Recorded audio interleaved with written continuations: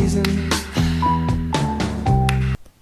You know, as human beings, if not primates, we have the ability to recognize patterns, even if they're not there. How many times have you thought you recognized someone, but you didn't know them? Or a tree jumped out at you at night? And what about that thing behind that curtain when you were a kid?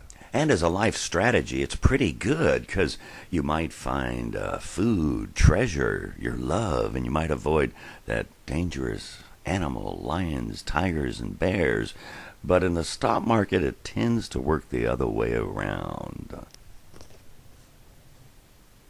Look, here we have graphs over the last 10 years, certainly a very turbulent period, of the Dow Jones Industrials Average and the S&P 500, with, of course, the S&P 500 being a better measure for a lot of reasons.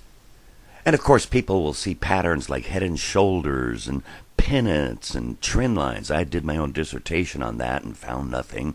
And moving averages, and they'll look back at the data and say, oh, wow, I found something that works. And, of course, a statistician will say that's just data snooping. It will not replicate. And if one thinks about it, well, it kind of makes sense. We're going to look for patterns, but they don't replicate. Maybe that bear is not going to jump out at you again. Or will it? Grr. Look, price of a security is a function of information till that time. Doesn't have to be accurate information. And tomorrow's price will be a function of the information till tomorrow. And the change in price will be the difference between the two, which is a function of tomorrow's news. And maybe a slight upward trend daily. And, of course, tomorrow's news is unknown unless you're an insider trader, and we make that illegal. Why? Not for fairness, but to make the game less expensive to play for all. Look, here is the Dow Jones Industrials Average again, but across a one-year period. And by February, oh, the sky's falling. But by August, it's going up. But it's a false alarm. But, oh, my God, the world's crashing. And then you have this great run-up. It does seem to be a random walk. And here's a graph of the Dow Jones Industrials across the last 25 years. And Dmitry Speck in his work noted it seemed to be very dissimilar to the 25 years previous to that. But with all that said and done, there seems to be some anomalous seasonal persistent behavior. But in spite of all that, there still seems to be some anomalous seasonal behavior.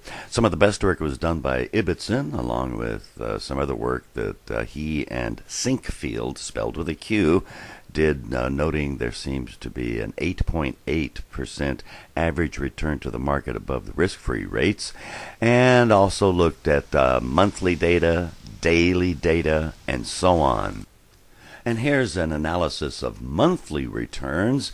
And contrary to popular belief, October is not the worst month, although it has some of the most spectacular decreases, but September is the worst. In fact, October is just about the same as February, with March and May not being much better. And January, December, July, they're pretty good. And I took that monthly data and made it into quarterly data, with the fourth and the second quarters being better, and with a variation between the two amounting to no more than to about 1 percentage point.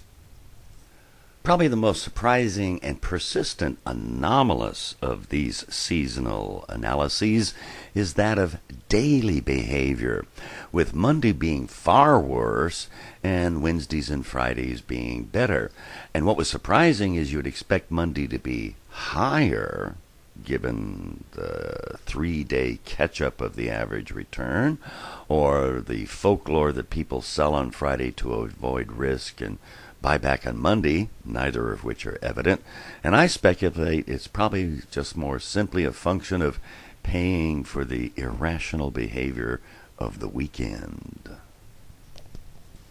And contrast that the so-called January effect, which found the first couple of days in January had higher returns, especially for small-cap, high-beta stocks, but when published, disappeared invoking perhaps market efficiency. But the days of the week still persists.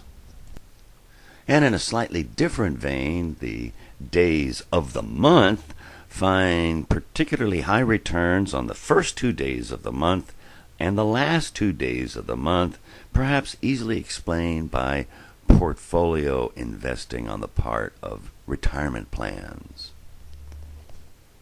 And this is all in contrast to a random walk series. Here's a series of 6 of them I created using the computer and a random number generator.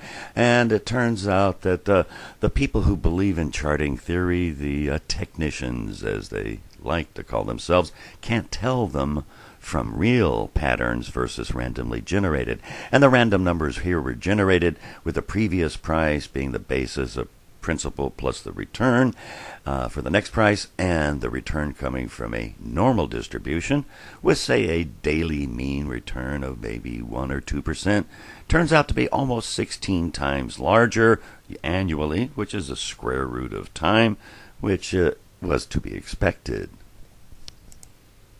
And for those of you who are interested in the statistics, or is it the statistics, here is the actual method to create random numbers normally, noting that there is some strong critiques of the random number generators found in Excel programs, and one merely plugs in the old formula here using a uniform distribution, which in Excel is just RAND, in those parentheses denoting that it is a reserved word.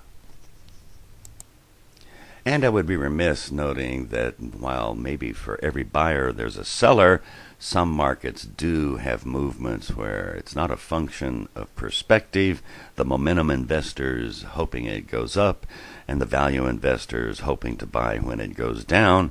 Is that a pedestal, or is that 2 faces? I bet each one would see it differently. That instead, perhaps, there are some things that do persist in spite of everything, with Dr. C. Invests.